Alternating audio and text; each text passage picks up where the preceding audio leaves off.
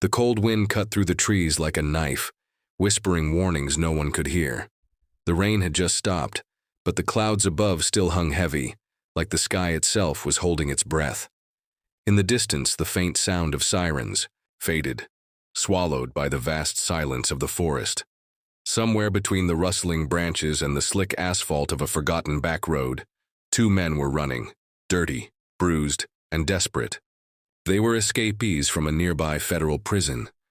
Their orange jumpsuits were gone, traded for stolen clothes, but their eyes still burned with fear and fire.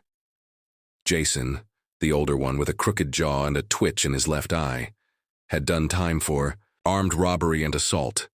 He didn't talk much, but when he did, it was short, cold, and to the point. His partner, Darnell, was younger and louder. He had a quick tongue and a nervous laugh that didn't sit right in tense moments. Both men had nothing to lose and everything to run from. They'd been on the run for 2 days now, hiding in barns, breaking into empty cabins for food, stealing gas from parked trucks. But the law was closing in, and they could feel it. Roadblocks were everywhere. Police helicopters hovered like vultures overhead. They needed a plan. They needed a way out. Fast. Then they saw her. She was driving a black SUV, windows tinted, tires kicking up gravel as she pulled off into a wooded path near the edge of the forest, alone, no passengers, no cell signal in the area. Just her. She looked calm, focused, like she was heading somewhere important but didn't want to be followed. And that's what caught Jason's attention. Perfect, he muttered, eyes fixed. What? Darnell asked. Jason pointed. Driver's alone, looks like a government type, clean car. She's got clearance or GPS, maybe both. She can get us through the roadblocks. Darnell hesitated. You sure? Something about her, I don't know, man. She don't look scared. People who ain't scared scare me. Jason squinted. She ain't scared because she ain't seen us yet. Come on. They moved fast, sticking to the tree line until she parked. She stepped out slowly, looked around, then reached into the back seat for what looked like a duffel bag. She didn't seem to notice the men creeping closer. That woman, her name was Commander Layla Morgan. Nobody in the civilian world would recognize her. She didn't wear uniforms when off duty, and she didn't brag about her work. But inside classified files hidden deep within the Pentagon, her name held weight. She was Delta Force, trained to disappear in enemy territory, expert in close combat, master in psychological warfare, fluent in multiple languages. Her job was to blend in, neutralize threats, and walk away without a trace. And today, she wasn't supposed to be out here for war. She was on a quiet, personal mission, visiting her father's cabin, her safe place after years of shadows and secrets. But fate had other plans. Jason pulled a pistol from his waistband. Darnell held a rusted tire iron. They lunged. She heard them a second too late.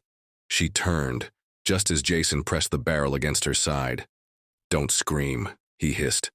We ain't gonna hurt you if you do what we say. Layla looked him straight in the eyes, calm, unblinking. Keys now, Darnell snapped, yanking the bag from her hands. She let them take it. She raised her hands slowly, scanning their movements, assessing, calculating. These weren't professionals. They were panicked, they were sloppy, and they had no idea who they were dealing with. Jason shoved her toward the passenger seat. Get in. She climbed in, silent, observant. She could have ended it right there. Disarmed them, broken bones, disappeared into the woods. But something told her to wait, to follow. She needed to know where they were heading, who else they were working with. This wasn't random. The escape was too close to military airspace, too close to something she'd been warned about days before. A possible breach, a leak. Now it was personal. Jason started the SUV and sped down the old road, swerving around fallen branches. The forest thinned. Darnell checked the rearview mirror. Every 10 seconds, where you headed? Jason barked at her. Cabin, Layla answered. You alone? Yes. Jason looked at her through the mirror. You military? She didn't blink. No. He watched her a second longer, then looked away. Darnell still looked nervous. She Don't act scared, he whispered. Maybe she's stupid, Jason said, but Layla wasn't stupid. She was already counting their steps, the number of turns, the gas level, the smell of sweat from Jason's jacket, the weight of the bag in Darnell's lap, her bag, filled with field gear she hadn't unpacked. Gear that could turn this entire situation around in minutes. But not yet. They reached an abandoned barn off a dirt path and pulled inside. Jason killed the engine and locked the doors. We're staying here till dark, he said. Then we move. Move where? Layla asked, her tone even. Jason grinned. You'll find out. They tied her hands, sloppily, left her in the back seat.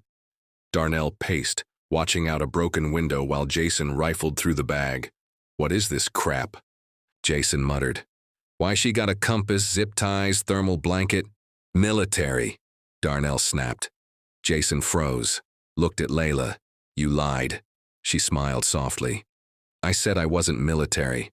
I didn't say I was civilian. Jason raised the pistol again, anger rising. You think you're clever? Layla stared at him, calm, controlled. If I were you, I'd run. His hand trembled slightly. Darnell backed away. Jason sneered. You ain't scary, but he was wrong, because 5 miles away, 2 black SUVs with no plates were speeding toward the forest. Inside them were agents who worked with Layla, people who'd been tracking her GPS tag, people who weren't just looking to rescue her, they were hunting. And 10 miles in the opposite direction, a young black teenager named Marcus was boarding a crowded bus. He gave up his seat to a pregnant white woman without thinking twice. Just a small act of kindness in a world full of chaos. She sat down, breathless, touched her stomach, and then slipped a folded piece of paper into his hand. He looked confused. Open. When you're off the bus, she said. He did. And what he read changed everything, but that's another story. Right now, in that barn, tension hung thick in the air. Layla sat motionless, her eyes half closed, listening, counting heartbeats, memorizing foot patterns. She was waiting for the right moment. And when it came, they'd wish they'd never crossed paths with her. The escaped prisoners thought they had the upper hand, but they didn't know the woman they kidnapped wasn't a victim. She was a storm waiting to break. And by the time they realized it would be too late. The barn was cold. Dust floated in the stale air like little ghosts, lit only by the weak light slipping through broken boards. Darnell paced like a trapped animal. He kept glancing at Layla, then out the cracks in the wood.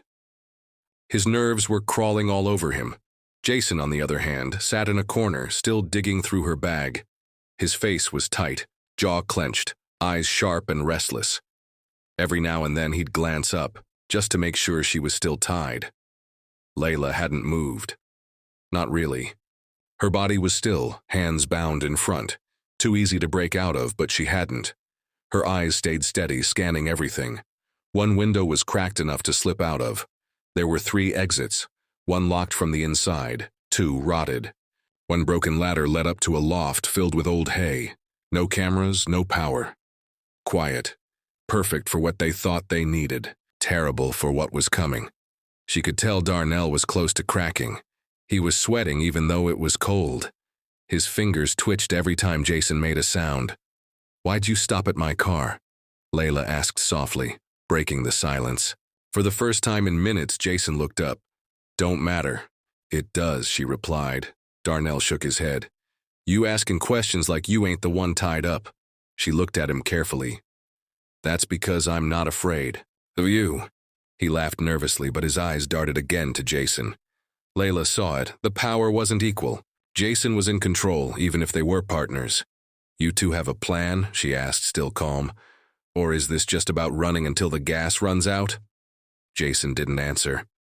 Layla continued. Because you're out of time. They'll be sweeping these woods soon. Not just cops, military.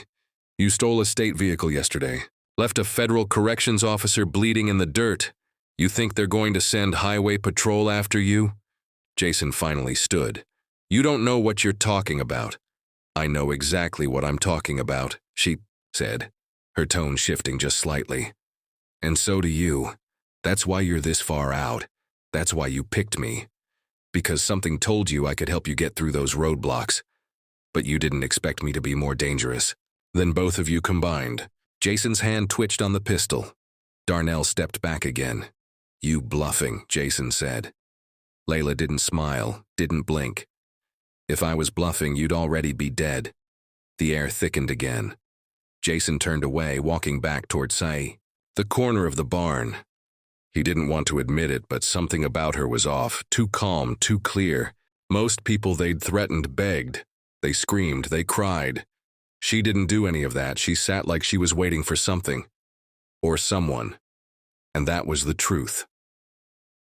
5 miles away, those black SUVs were moving faster now. Not with sirens, but in silence. The kind of silence that only came with military operations. Inside one of the vehicles sat Agent Harris, a long-time contact of Layla's. He hadn't been told everything. Nobody ever was. But he knew enough. Enough to know if she was taken, it wasn't by accident. And it wouldn't end well if they didn't find her. He was tracking the emergency beacon Layla had triggered without them even knowing it, embedded in her watch, set to silent transmission mode. Only select clearance levels had access, but Harris had hers.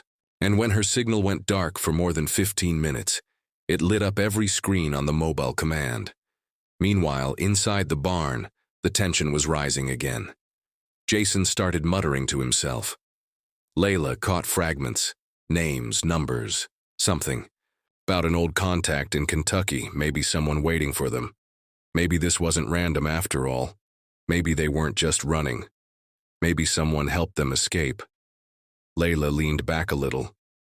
You're not just running, are you? She said. Someone told you to find me. Jason froze. That silence was all she needed. Darnell didn't catch it. But she did. Jason knew something. This wasn't just two prisoners on the run. Someone gave them a name or a route or something, and it led them right to her. Jason snapped back. You think too much. I think just enough, she said. But Darnell was starting to put it together now. Wait, what's she talking about? Jason glared at him. She's trying to mess with your head. No, man, Darnell said, his voice shaking. She said somebody told us to find her. That true, Jason? You said this was about getting out. Jason turned. Shut up, D. No, man. You said this was about getting out. You didn't say nothing about bringing no military lady into this. Layla leaned forward slightly. He's using you. He used you to get this far. He thought I'd be easy to control. But I'm not. Jason raised the pistol again. Shut your mouth. But Layla didn't flinch. Go ahead, she said. Pull the trigger. You think that's going to solve your problem? You're already marked. They know who you are. They know where you've been. You shoot me and you don't even make it another 5 hours. Darnell looked panicked now. I didn't sign up for this, man, he said, backing toward the barn. Door, Jason turned on him. You leave, I swear to God. Darnell grabbed the tire iron again.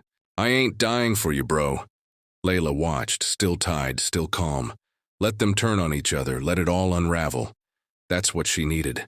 Time, confusion, distraction. Jason lowered the pistol slightly.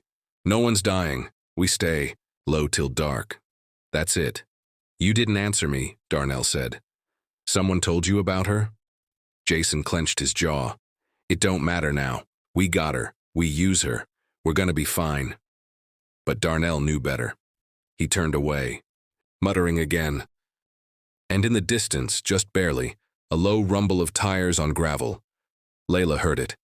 It was faint, nearly lost in the sound of wind pushing through the trees. She closed her eyes, just for a second, and waited. Her moment was coming, but the real storm hadn't even started. Darnell didn't sleep that night. He sat in the corner of the barn, knees pulled up to his chest, arms wrapped tight like he could hold himself together.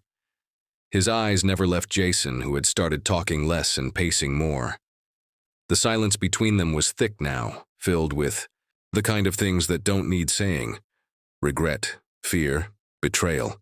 Outside, the wind kept howling through the trees, carrying the distant sound of engines they both tried to ignore. Inside, Layla still hadn't moved much. Her wrists were bruised from the rope, but her breath stayed steady, her eyes never losing focus. She could feel it, the energy shifting. Darnell was breaking apart, Jason was unraveling, and the walls were closing in. They just didn't know how close. What neither of them realized was that Layla's real strength didn't come from training or rank. It came from watching, listening, calculating. She'd been in worse spots before, surrounded by enemies who smiled while holding knives behind their backs. She knew how to sit still until it was time to strike. Jason had stepped outside a few hours ago to smoke, but Layla noticed he wasn't just calming his nerves, he was talking on a burner phone. Quiet, fast words, something urgent. He hadn't said who it was, but she caught enough through the broken slats to know one thing. Someone was still waiting on her delivery. This wasn't about money. It wasn't even just about escape. They'd kidnapped her on purpose. That changed everything. And while she sat there tied to a beam in a rotting barn, her mind traveled back, months before, to a classified mission in Eastern Europe. A failed raid. One name had surfaced over and over.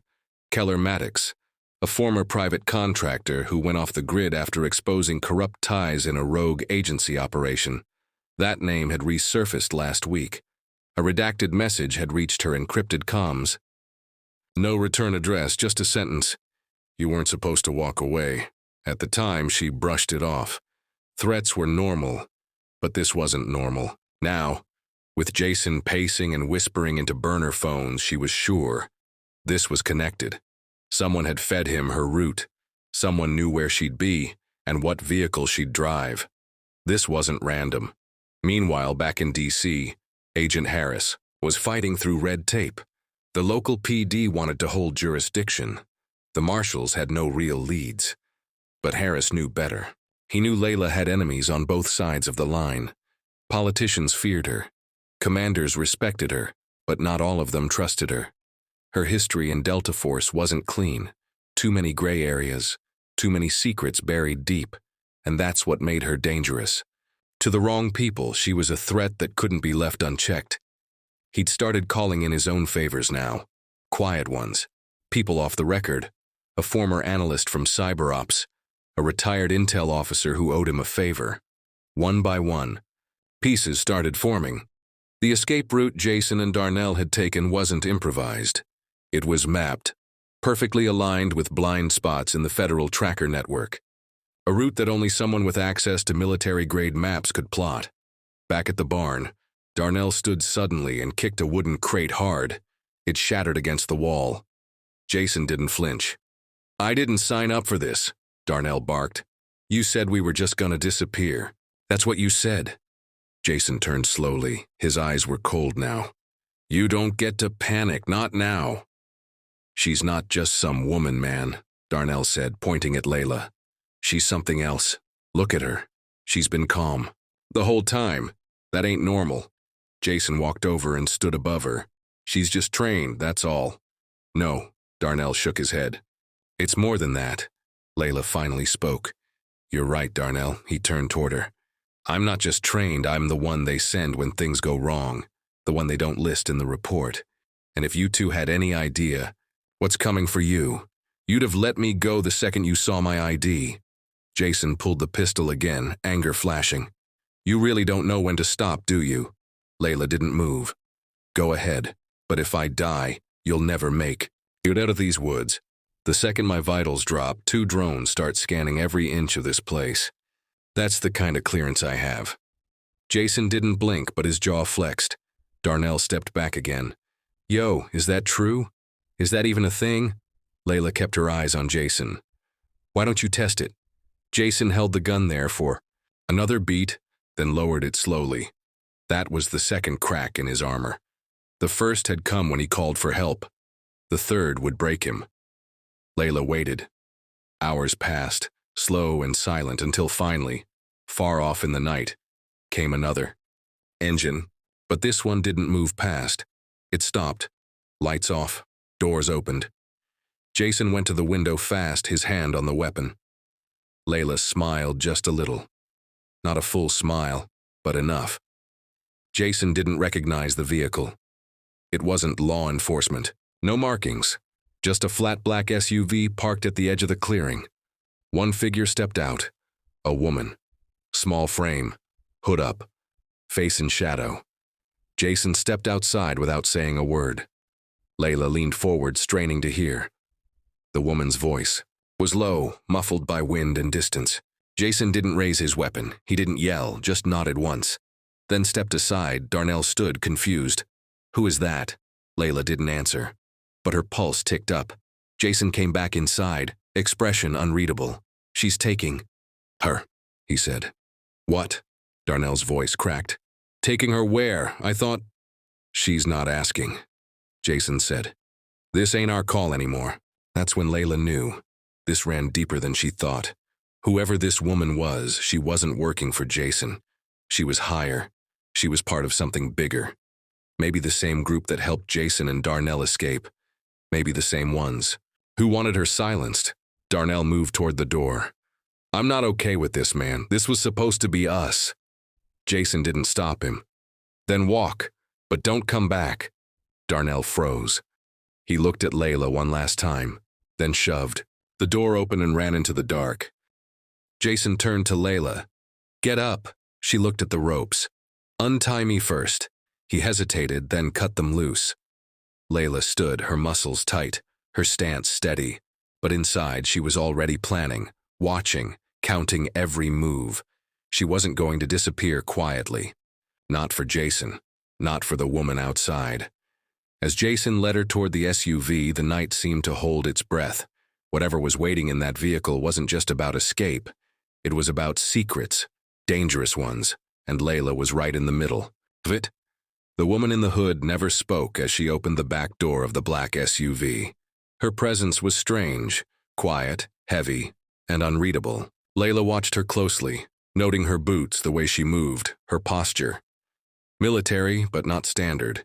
She had that same weight Layla had seen in elite operatives, the kind who'd done more than they were ever allowed to talk about. Jason gave Layla a gentle nudge forward, but she didn't need it.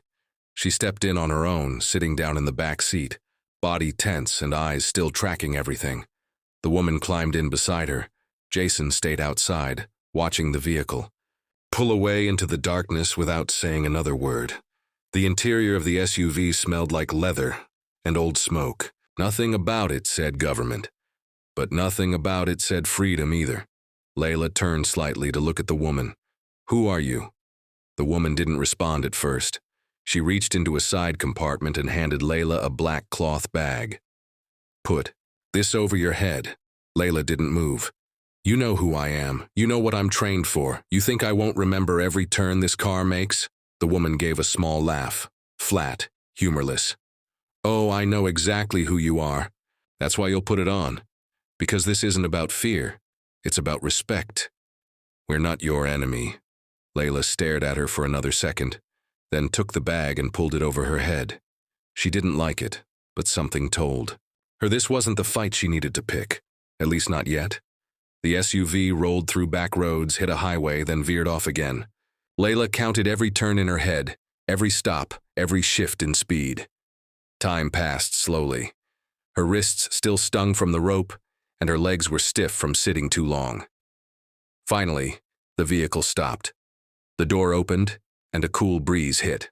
Her face. She was guided out by a firm hand on her arm, not rough but not gentle either. The ground beneath her boots felt solid. Stone, maybe. The air smelled different here. Cleaner. Remote. They led her down a corridor.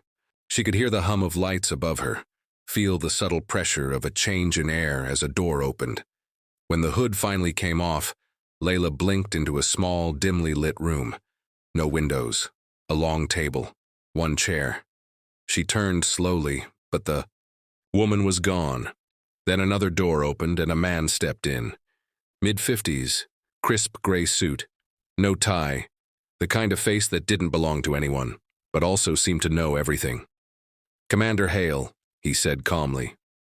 "Glad to finally meet. You under less complicated circumstances." Layla crossed her arms. "You staged my kidnapping. We intercepted it," he corrected. "You were never supposed to be touched. But Jason was acting on orders that came from a different agenda. We had to step in before things got worse. Layla narrowed her eyes. And who's we, the C? Man didn't answer directly. He pulled a folder from under his arm and slid it across the table. Inside were photos, grainy surveillance stills, documents marked classified, names she hadn't heard in years. One photo caught her eye, a blurry image of Jason talking to a man in a black hat. The timestamp was from 2 weeks before the prison break. Layla's voice dropped.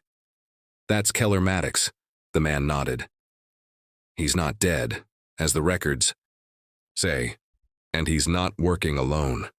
Layla leaned forward. So what do you want from me? We need you to find him. She stared. You already found me. Why not just do it yourselves? Because he trusts you, the man said, and because he left you a message. He slid over a small device, hit play. A distorted voice came through. Layla, you know how this ends. You always did. I gave you the file for a reason. It's time to finish what we started. If you're hearing this, they've already found me. Layla sat back slowly. Her heart pounded. She remembered now. Years ago, during an undercover mission, she and Keller had crossed paths. They'd worked together for 3 weeks, off the grid, no names, no backup. And on the final night, he gave her a sealed envelope and told her not to open it, unless everything fell apart. She'd locked it in her private safe and never touched it again. The man stood. We believe Maddox is trying to expose something tied to a rogue cell inside our own intelligence community. Jason was supposed to help. Instead, he got greedy. Layla stood too. I want my weapons. I want clearance. And I want a team of my choosing. The man smiled faintly. Already approved. Your flight leaves in 2 hours. As he left the room, Layla's body tensed. This wasn't just another mission. This was personal now. Meanwhile, miles away in a motel room outside Shreveport, Jason stood at the edge of a bed facing a laptop. A voice spoke through the speakers. You let them take her, Jason's voice cracked. They were already there, I had no choice. The voice was calm, but icy. You were supposed to deliver her. You failed. Jason looked sick. She's just one soldier? No, the voice snapped. She's not. She's the only one who knows the truth. Jason backed away. I didn't sign up for this. We were supposed to disappear. There was silence on the line, then disappear then. The screen went black. Jason stood still, hands shaking. In the woods, Darnell was still running, out of breath, half lost, unsure who to trust. He had no phone, no map, just the weight of regret pulling him down. But in his pocket was something small and easy to forget. A USB drive he'd stolen from Jason's bag before fleeing. He didn't know what was on it, only that Jason had guarded it like his life depended on it. As night closed in, and the world around them moved toward something dark and dangerous, Layla's plane lifted into the air. Somewhere far below, Maddox was watching. The game had started, and this time, nobody would walk away clean.